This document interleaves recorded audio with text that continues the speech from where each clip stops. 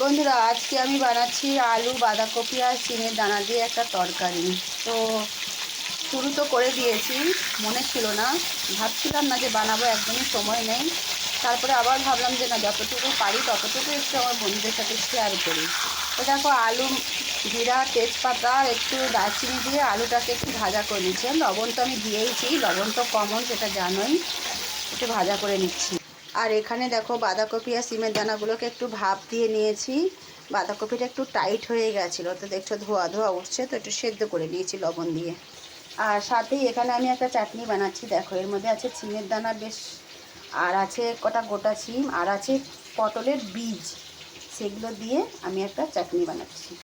আলুটা যেহেতু অনেকটাই ভাজা হয়ে গেছে, এবার আমি এর মধ্যে দিয়ে দিচ্ছি কিছুটা হিং। যেহেতু এটা একটু কপির তরকারি, তো এতে একটু হিং দিতেই হবে, নাহলে একটু গ্যাস হবে। হিংটা দেওয়ার পরে আমি দিয়ে দিচ্ছি আধা চামচ হলুদ গুঁড়ি, দিয়ে আলুটাকে একটু নেড়ে চেড়ে নিই। একটু আলুটার মধ্যে কালার আসুক, মানে যাকে বলা হয় আলুর গায়ে হলুদ। তো দেখো, একটু হলুদ হলুদ রঙটা হয়ে গেছে। এদিকে খুন্তিটা আমার গরম হয়ে গেছে, বুঝলে তো, হাতে খুব লাগবে। তো দেখো, আলুর গায়ে হলুদ হয়ে গেল। এবার আমি আলুর মধ্যে দিয়ে দিলাম 1 চামচ ধনের গুঁড়ো আর পরিমাণ মতো লঙ্কার গুঁড়ো। দেখতেই পাচ্ছ। এবার একটু ভালো করে মিক্স করে নিই। তো হলুদ আর লঙ্কা মিলিয়ে কত সুন্দর কালারটা হয়ে গেছে, দেখছো তো।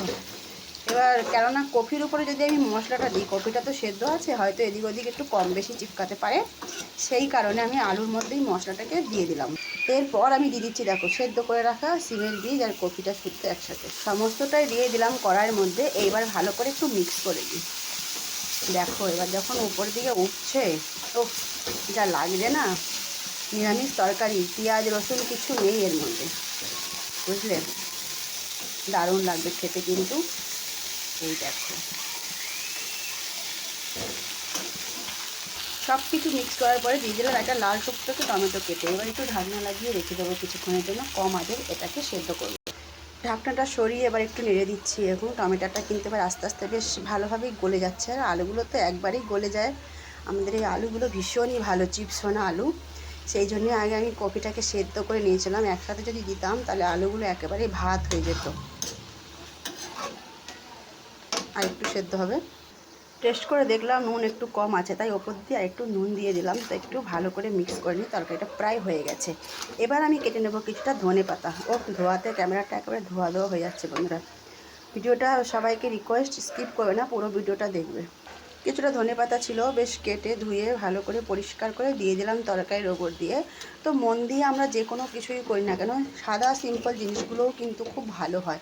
তো তেমনিও আজ দেখো, আজকের একদমই তরকারিটা সিম্পল, কিন্তু আমার মনে হচ্ছে খেতে খুবই স্বাদ হবে। এইরকমই সমস্ত কিছু যদি আমরা মন দিয়ে করি, যে কোনো কাজ, তো সেটা অবশ্যই ভালো হবে এবং সফল হবে। যদি ভালো লেগে থাকে, লাইক শেয়ার কমেন্ট করে দিও। গ্যাসটা বন্ধ করে দিলাম, তরকারিটা হয়ে গেল। সবাইকে অনেক অনেক ধন্যবাদ ও ভালোবাসা রইল। সবাই ভালো থেকো, সুস্থ থেকো। আবার দেখা হবে অন্য ভিডিওর সাথে। Tata, bye bye.